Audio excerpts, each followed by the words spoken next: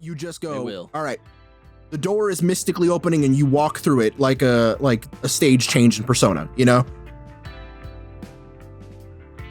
Or just I look. I'm gonna say something that's perhaps a little controversial here. Just take control of your players' characters for a second. Now, look, I Just say Goromaru opens the door. Like, just sometimes it's just easier. no, look, okay, look, I'm actually not going to dog you on this one. I agree. I Fair firmly enough. believe that the players will always have control of their conscious reactions, right? But they do not have control over, in the same way that you as a person do not have control over your unconscious actions, right? A perfect example, if you get jump scared, that's not your conscious reaction.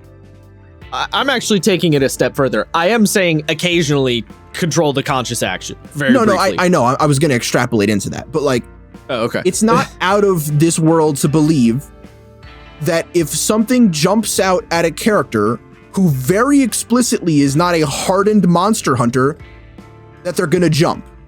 So if you describe, yes, the skeleton falls from the ceiling and your character kind of like, oh, yeah, that you're not making decisions for the players. You are explaining to them and describing to them the tension of a situation through their reactions, not their conscious actions. Does that make sense?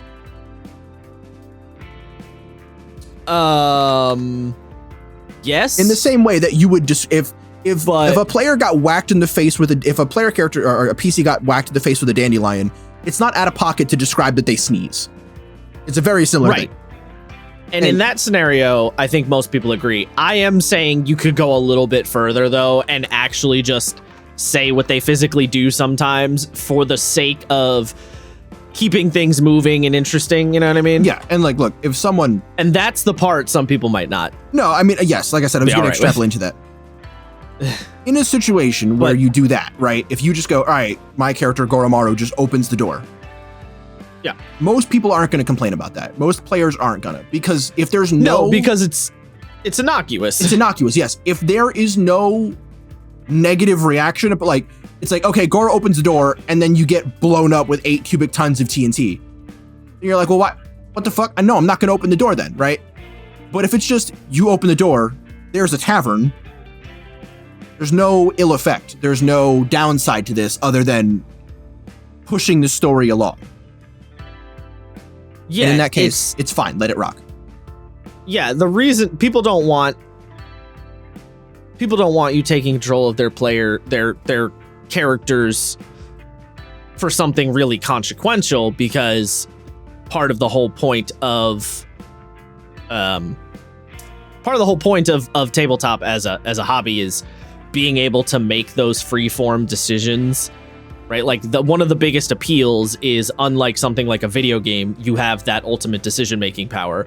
So yeah, don't do it if it's something consequential, but if it's just for the sake of keeping things moving so they can get to the more interesting thing, which is probably the fight on the other side of the door, then yeah, sometimes just fucking do it. Mm-hmm. Because not letting them deliberate, here at the end of the day, letting them deliberate over the door for 35 minutes is just not fun. It's just not a fun time. Nobody wants to do it. They do it because they think there's something going on there, but they don't necessarily want to do it as players. You know what I mean? It's not like that's exciting. Yes, they don't necessarily believe that they have a choice because something bad will happen if they don't. Yeah, or they think the door is the adventure, and then that the deliberating is going to be rewarded in some kind of fun way, even though you as the GM are not planning that because you weren't expecting them to deliberate over the door. Mm-hmm. So yeah, sometimes once in a while, just take a little control, just a little bit, little tiny bit, just a bit, a smidge, a crumb, and only for I only for very brief moments. Like, I don't say what your character's doing for the next 5 minutes. I say what you did for like 15 seconds. You know what I mean? Like, it's very quick. Yeah, I mean, it has to be. Because I mean, it's don't get me wrong, it's a delicate line. You could get into dangerous territory if you abuse that power, for sure. Have I think I've told this story on podcast, the like roll to piss yourself. Yes. Yeah, don't do that. Don't make a player roll to piss themselves. See, but that's not even like that one is particularly egregious because you're taking the control away from the player, but you're not only are you not moving the story forward, you're actively causing more meandering than was already happening. Yeah, I mean, the second you make dice, you tell someone make dice at the table, you're like, oh Jesus, okay. You're making the meandering actually worse.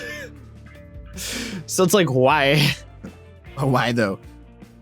Yeah. Yeah, that's never a good time.